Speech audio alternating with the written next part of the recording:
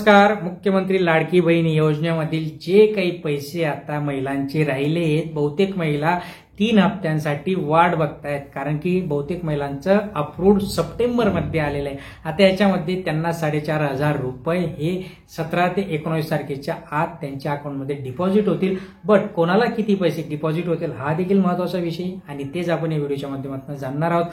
कोणाला 3.5 मिळतील, कोणाला 4.5 मिळतील, कोणाला 1500 मिळतील, कोणाला 3 मिळतील, हे आपण या व्हिडिओच्या माध्यमातून जाणणार आहोत.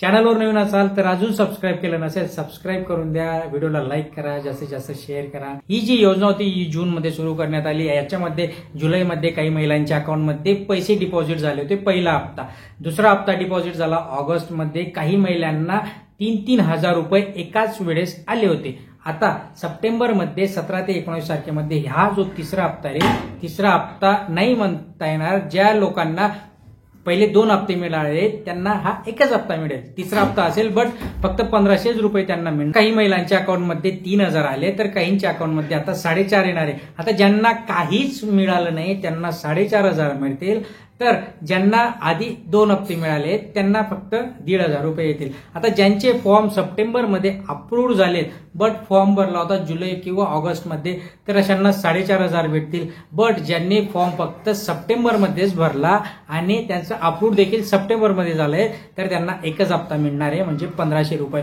हा समज तुम्ही हा किंवा काही लोकांना गैरसमज असेल की प्रत्येकाला 3,500 मिळतील, प्रत्येकाला नाही मिळणार. ज्यांनी सप्टेंबरमध्ये फॉर्म भरलाय अशांना फक्त 1,500 मिळतील. तर ज्यांनी जून जुलैमध्ये फॉर्म भरले, ज्यांनी जुलैमध्ये देखील फॉर्म भरलाय अशांना देखील 4,500 रुपये मिळतील. सो हे तुम्ही तुमचं बघून घ्या की तुम्ही कधी फॉर्म भरलाय. ह्या महिन्याच्या 17 ते 19 तारखेमध्ये हे पैसे तुमच्या अकाउंटमध्ये डिपॉझिट होतील.